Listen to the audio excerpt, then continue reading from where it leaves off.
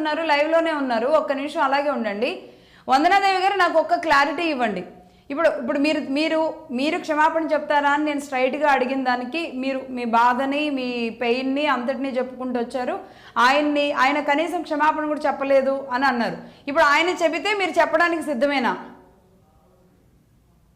ఏమండి, అంబటి రాంబాబు చంద్రబాబు నాయుడు గారికి చేతులు జోడించి నాది తప్పైపోయింది అని నేను క్షమాపణ చెప్తున్నాను అని బాబు గారికి గనక క్షమాపణ చెప్తే మేం మాట్లాడిన పదాలు వెనక్కి తీసుకుంటాం.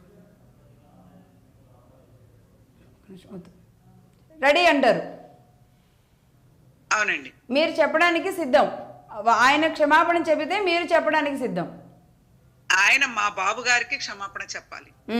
ఆయన నేను అనలేదు, నేను తిట్టలేదు, ఎవరో మహిళలు తిడితే నేను మాట్లాడాను తప్ప ఆయన తిట్టలేదని అబద్ధం చెప్తున్నాడు.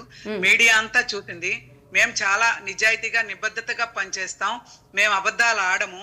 ఆయన గనక అంబటి రాంబాబు గనక బాబు గారికి నేను తప్పు చేశాను, తప్పు మాట్లాడాను అని క్షమాపణ చెప్తే మాకు బాబు గారు ఏది చెప్తే అది, మా పార్టీ ఏది చెప్తే అది మేము దానికి సిద్ధంగా ఉన్నాం. ఓకే, రైట్ రైట్ వందనాదేవి గారు. అంటే ఎగ్జాక్ట్లీ ఇదే, అంటే మీరు ఒక తెలుగు మహిళగా గుంటూరు జిల్లాలో సీనియర్ నాయకురాలుగా ఉండి మీలాంటి వాళ్ళ నోటి వెంట ఇలాంటి మాట రావడం మాత్రం అది కూడా యాక్సెప్టబుల్ కాదు. But we have to agree. But మీరు ఇది చెప్పింది మాత్రం చాలా గౌరవప్రదంగా చెప్పారు. అలాగే లైన్లో ఉండండి వందనాదేవి గారు. ఆస్ట్రేలియా నుంచి రామ్ గారు కూడా జాయిన్ అవుతున్నారు.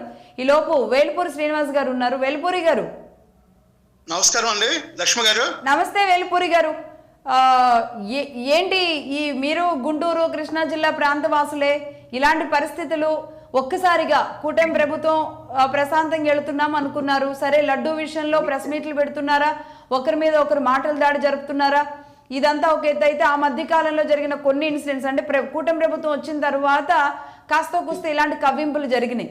బట్ ఇప్పుడు కొన్ని కంపెనీలు వస్తున్నాయి, ముందుకెళ్తున్నాం, అక్కడేదో ఓపెన్ చేస్తున్నాం, ఇక్కడేదో కార్యక్రమాలు తీసుకుంటున్నాం అని వెళుతున్న క్రమంలో మళ్ళీ ఆంధ్రప్రదేశ్ అనగానే బూతు బూతు బూత్ అనేదో సౌండ్ వచ్చేలాంటి సిస్టమ్ తయారయ్యేలాగా అయిపోయింది పరిస్థితి.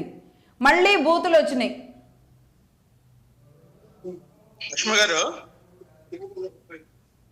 హలో, చెప్పండి అండి, చెప్పండి. ఇప్పుడు ఆంధ్రప్రదేశ్ లో జగన్మోహన్ రెడ్డి గారు ఒక టార్గెట్ పెట్టుకున్నారు. ఆంధ్రప్రదేశ్ కూటమి ప్రభుత్వంలో చంద్రబాబు నాయుడు గారు, పవన్ కళ్యాణ్ గారు, బీజేపీ నాయకత్వంలో అభివృద్ధిలో ముందుకెళ్తుంది. దాన్ని మనం అన్ని రకాలుగా అడ్డుకోవాలి. ఈ రాష్ట్రంలో లా అండ్ ఆర్డర్ లేదు అనేటువంటి పరిస్థితి క్రియేట్ చేయాలనేటువంటి ఉద్దేశంతో తిరుపతిలో జరిగినటువంటి ఏదైతే ఉందో ఈ లడ్డు ఇష్యూ కానీ, పరకామణి ఇష్యూస్ కానీ, వీటన్నిటిని డైవర్ట్ చేయడం కోసం అని చెప్పేసి జగన్మోహన్ రెడ్డి గారు కులాలు, మతాలు, ప్రాంతాల మధ్య చుచ్చు పెడతానికి 100% డిసైడ్ అయ్యారు. దాంట్లో భాగంగానే వాళ్ళు అంబటి రాంబాబు చంద్రబాబు నాయుడు గారి కుటుంబం మీద ఇలాంటి నీచమైనటువంటి పదాలు వాడటం అనేది చాలా స్పష్టమైన ఇష్యూ. అంటే కాదండి, ఇక్కడ వనజ గారు మీరు లైవ్ లోనే ఉన్నారు, వేల్పూరి గారు మీరు కూడా లైవ్ లో ఉన్నారు. కొంచెం బ్యాక్ ఉండండి, కొంచెం ఇద్దరు కూడా, వేల్పూరి గారు అండ్ వందన కొంచెం లిటిల్ బిట్ అంతే. ఓకేనండి, ఇది పర్ఫెక్ట్ పొజిషన్, బట్ కెమెరా కూడా మూవ్ అవుతుంది. వేల్పూరి గారు ప్లీజ్ చూసుకోండి. ఒకటి నేను ఇక్కడ ఒకటి అడుగుతున్నా, మిమ్మల్ని ఒకటి అడుగుతున్నా. ఇది పూర్తిగా వెళుతూ ఇప్పుడు వందనాదేవి గారు చెప్పారు, అంబటి రాంబాబు గారు వెళుతూ మాట్లాడుకుంటూ అదేదో గుడి దగ్గర ఒక కార్యక్రమానికి ఏదో వెళుతూ ఆ ఫ్లెక్సీని చూసి రాద్ధాంతం చేసి ఆ రాద్ధాంతించడానికి వెళితే పోలీసులు వెళ్ళి తీసే క్రమంలో ఆయన బూతులు మాట్లాడడం, ఒక్కసారిగా టీడీపీ శ్రేణులు అక్కడే ఉన్న టీడీపీ శ్రేణులు రెచ్చిపోవడం, అంటే ఇది చాలా అకస్మాత్తుగా జరిగిన సంఘటన. మళ్ళీ ఇది అంటే జగన్మోహన్ రెడ్డి గారు చేపించారు అనడంలో మళ్ళీ ఇది వేరే అవుతుందేమో కదా మరి? లేదు లేదండి, నేను ఒక విషయం చెప్తా మీకు. మొన్న పవన్ కళ్యాణ్ గారు